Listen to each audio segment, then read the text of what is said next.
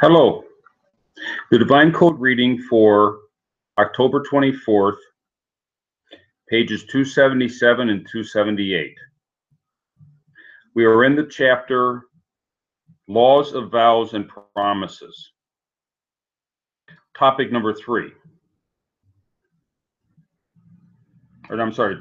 Beginning of topic number 2.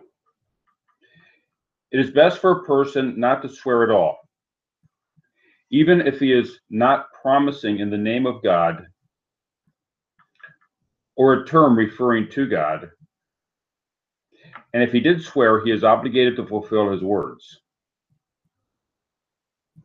Just as it is best for a person not to swear at all, it is also best for him not to make any vows, as he will find himself obligated to fulfill things that he may possibly be unable to fulfill.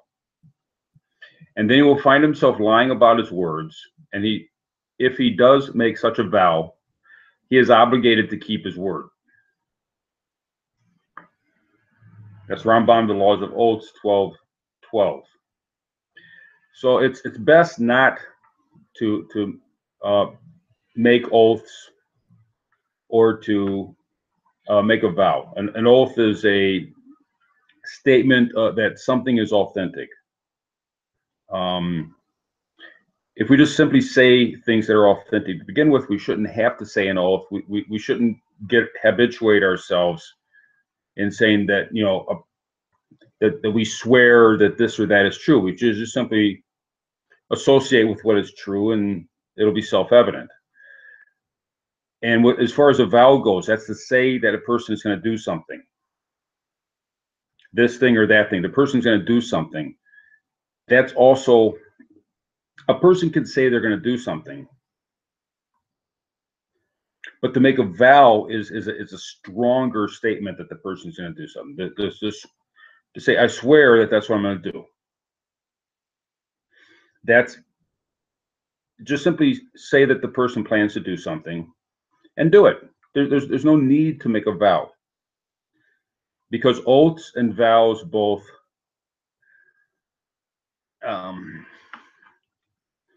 it makes it more difficult. If a person habituates himself into making oaths and vows, they're going to find themselves in situations where they're not able to fulfill. Either they're going to wind up swearing to something, they're going to say an oath to something that may not be accurate, or they're going to swear to a vow to do something that then they're not able to do. So it's best to leave the oaths and the vows, swearing of oaths and swearing of vows, only in exceptional situations. That way, avoiding mundane situations where it can cause difficulties in one's life. However, topic number 3, however, one who finds himself in desperate situation can vow to God in his prayers so that his promise and intended good deed should stand in his merit to save him from a desperate situation. If in this situation he should say, I thereby vow that I will do such and such if I will be saved from this problem. Perhaps in the merit of his promised vow he will be saved. This is learned from the conduct of Jacob, who made a vow in the time of distress, Genesis 28:20. That's when he was leaving from Esau, and he sleeps at night and realizes that he was sleeping in a holy place, and he made a vow that if God protects him, he will come back to that place in the future.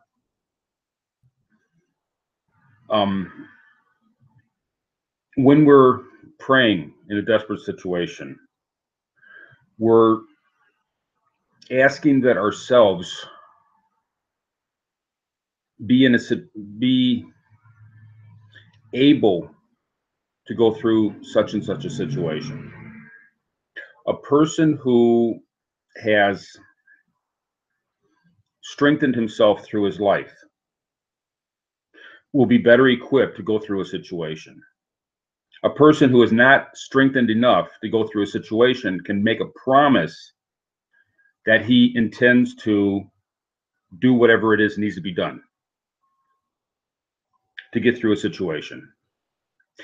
And retroactively, from that future thing, retroactively, he is able to be sustained in the present. That means that then he should fulfill whatever it is that he said he was going to do, because otherwise he didn't have the merit and it will come back against him in the future. Jacob was in a difficult situation. He promised to come back to that location, to that holy place that he was. And in the merit of saying he's going to come back, that gave the strength to him to be able to go forward to the next numbers of years that he was with Laban in a difficult situation, and it helped him to come back to that holy location.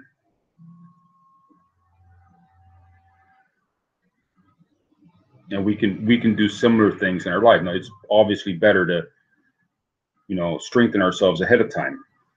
But if in need, in a difficult situation, it's possible to draw on a person's future strengthening of himself. Similarly, it is proper and praiseworthy for one to make vows in order to correct his behavior and to properly redirect his opinions, his options. To properly redirect his opinions. How so? One who has a negative behavior trait or habit, for example, gorging on meat, drinking a lot of wine, or other intoxicating drink in an improper manner, may make a vow that he will abstain from this thing for a certain amount of time.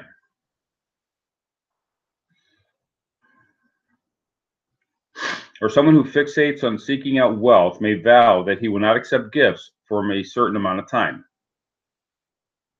All such absences may properly be taken only with a vow in order to correct one's conduct. However, this is on the condition that the person will first evaluate himself to be confident that he will be able to stand by his word and he will not eventually transgress his vow and thus be guilty of lying.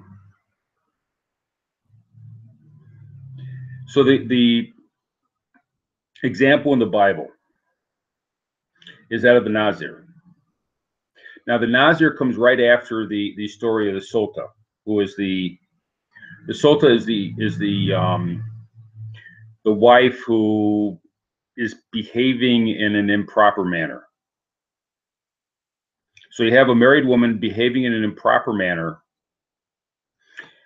and after that story, then they go into the Nazir, who is a person who vows not to drink wine, and other things also. But the main vow is not to drink wine.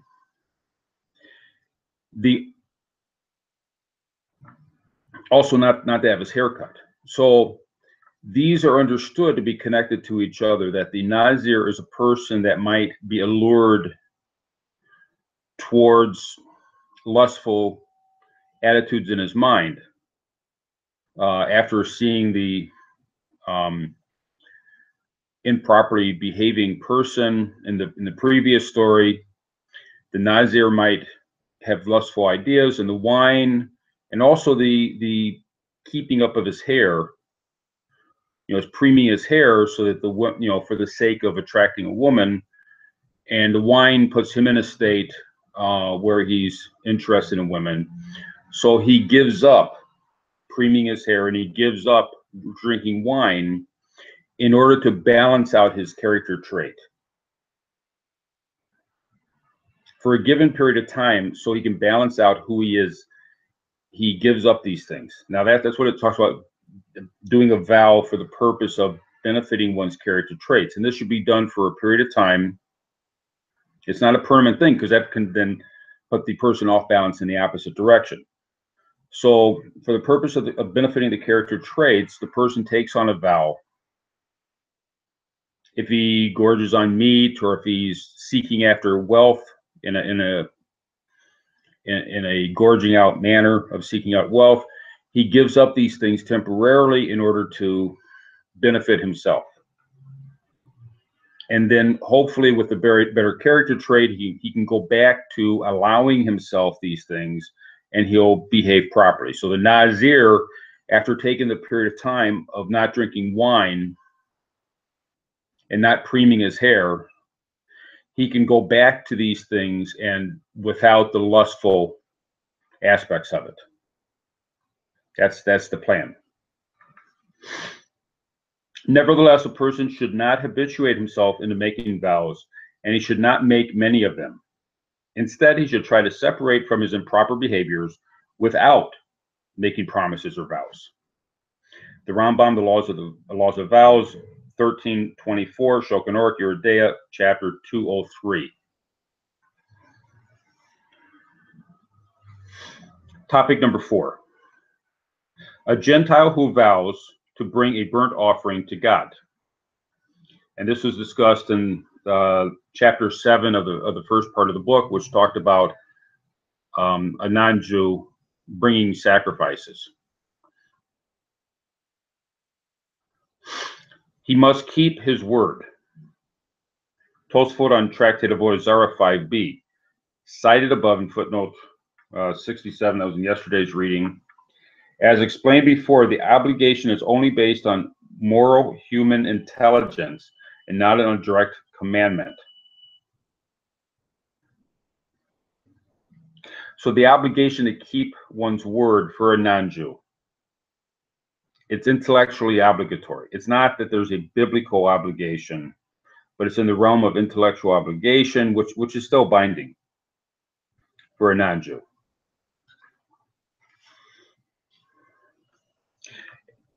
And so must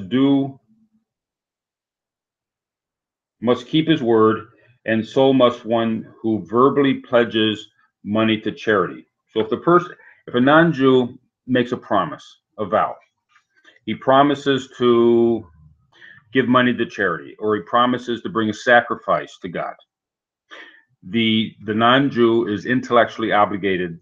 He's required to fulfill these things. Topic number 5. Although Gentiles are commanded to honor God, it is permitted for them to swear in God's name to prove that their words are true. For example, in the manner of an oath that a witness takes in a court that he will give truthful testimony. So we're obligated to honor God. We're commanded to honor God's name. We are permitted to swear an oath that something we're saying is honest. Now, we have to honor God's name, so we have to make sure that what we're saying is honest. One is permitted to swear in the name of a noted person, such as a king or a representative officer, or to swear by the life of such a person or by one's own life. We see from Joseph, who swore to his brothers, Genesis 24:15, by the life of Pharaoh. One must conclude that Pharaoh in the days of Joseph did not consider himself to be a god, unlike the Pharaoh in the days of Moses. For otherwise, Joseph would not have sworn by the life of Pharaoh. So this noted person that someone is swearing by, a non-Jew is swearing an oath in the name of whomever, some respected person. He's allowed to do that, except if the respected person is a deity, is considered to be a deity, like a Caesar or the old emperors of Japan. They were considered to be deities, and therefore to swear in their name would be wrong. But as long as the person is understood to be human and not a deity, it is permitted to swear in that person's name.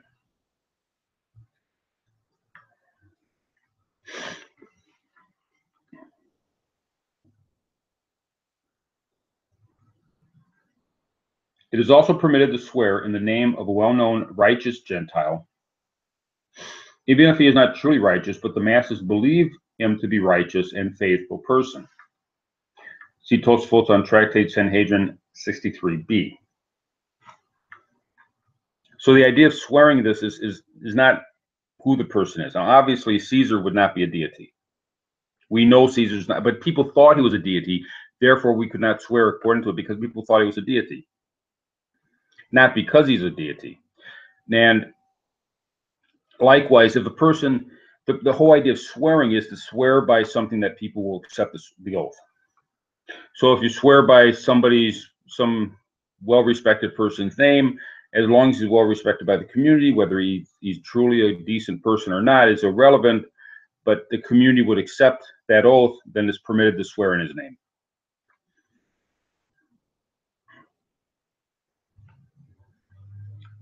Topic number 6.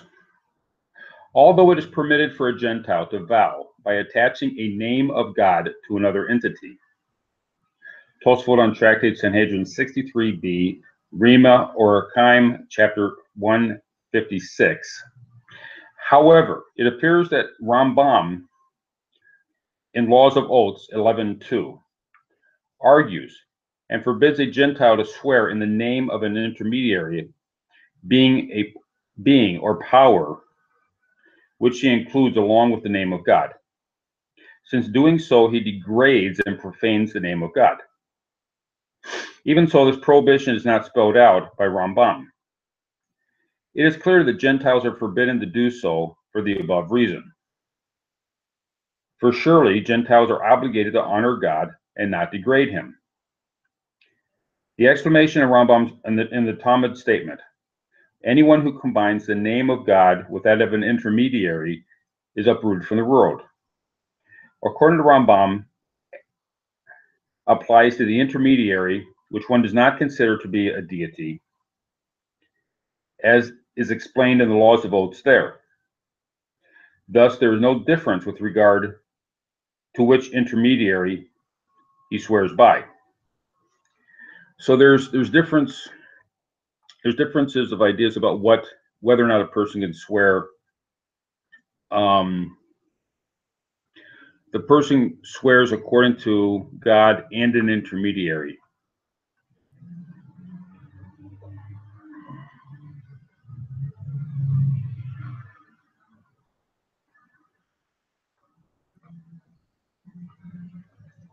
If it's understood that the intermediary is a deity, then a person would not be able to swear by God and say Caesar,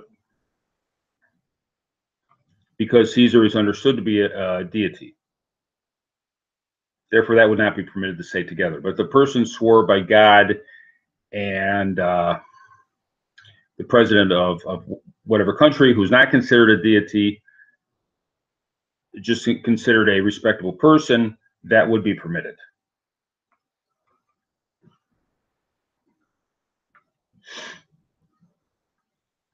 So although it is permitted for a Gentile to vow by attaching the name of God to another deity, such as a king, a respected officer, or his own life, it is not fitting to do so, since some opinions say that it is degrading to combine God's name with another. The law regarding swearing in God's name in combination with that of an idol or an intermediary is explained above in the section on the prohibition of idolatry. So even though it's permitted to swear by God's name and the president of such and such country, it's best not to do that. There's no reason to do it, just to swear both together. Swear by God's name or swear by the president of such and such country. But don't combine the two. It's considered improper. It's considered degrading to God's name to be attached to another entity. So either pick a course between swearing in one name or swearing in the other, but don't combine the two. Thank you.